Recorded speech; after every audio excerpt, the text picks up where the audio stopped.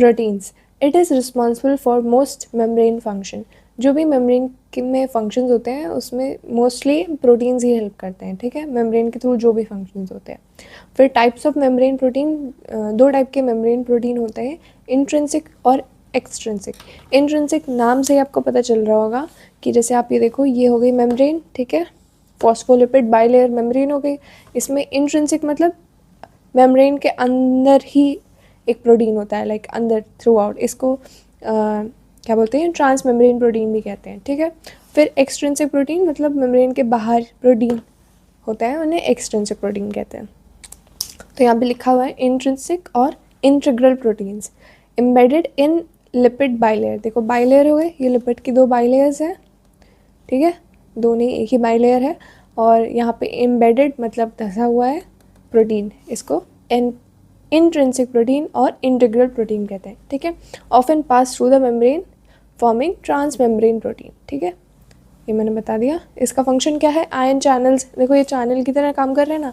अभी यहाँ पे ऐसे कुछ कोई भी आयन आना या बाहर से अंदर आना या अंदर से बाहर जाना, ऐसे ये चैनल बन गया।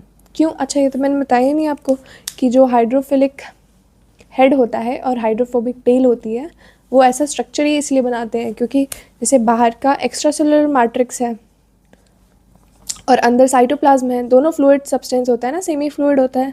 तो जो हेड होता है ना वो वाटर लविंग होता है, जो हेड होता है ना वो वाटर लविंग होता है, तो वो फ्लूइड के साथ में होता है। जैसे एक्स्ट्रा सेलुलर मैट्रिक्स हो गया, ये पूरा ऐसे बनेगा, तो ये साइटोप्लाज्म हो गया। तो जो हेड होता है वो फ्लूइड के कांटेक्ट में है क्योंकि वाटर लविंग होता है। जो टेल्स होती हैं वो फ्लूइड से अवे होती हैं, अंदर की तरफ होती हैं, हाइड्रोफोबिक होती हैं, ठीक है।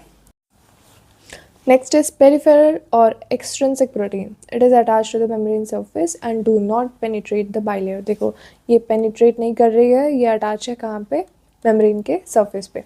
फिर it provides structural support, helps in enzyme activity, signal transduction में हेल्प कराती है। These are the functions of extrinsic protein. तो अभी तक हम लोग ने पढ़ लिया, फॉस्फोलिपिड पढ़ लिए एंड देन प्रोटीन्स पढ़ लिए, ठीक है। फिर next up is carbohydrates. Carbohydrates क्या होते हैं, it makes the membrane asymmetrical. How does that makes the membrane asymmetrical, देखो ये सिर्फ आउटर सरफेस पे प्रेजेंट होते हैं। तो यहाँ पे आप डायग्राम देखो, ये फॉस्फोलिपिड की बाइलेयर है, यहाँ पे देखो ये इंट्रिंसिक प्रोटीन है, ये इंटीग्रल प्रोटीन जिसे कहते हैं, यहाँ पे ये पेरिफेरल और एक्सट्रिंसिक प्रोटीन ये है, ठीक है। तो हम लोग पढ़ रहे हैं कार्बोहाइड्रेट्स।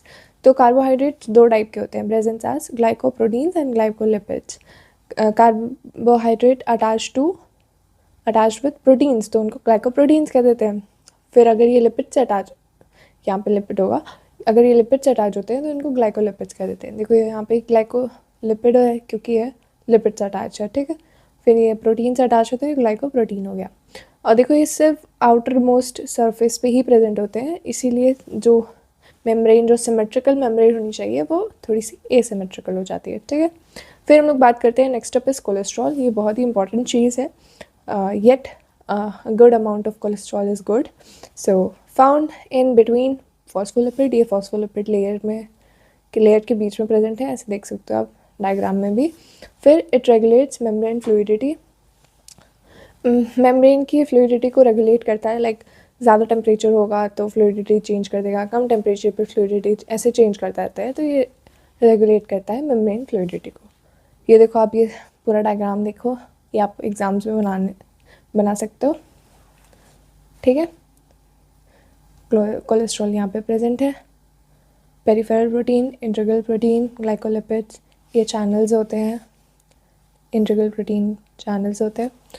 फिर फंक्शन ऑफ प्लाज्मा मेम्ब्रेन यहाँ पे देख सकते हो, लिख सकते हो आप, मैकेनिकल बैरियर होता है between cytoplasm and extra cellular matrix, या इंटरनल इन्वायरमेंट एक्सटर्नल इन्वायरमेंट जो हम लोग ने पढ़ा था।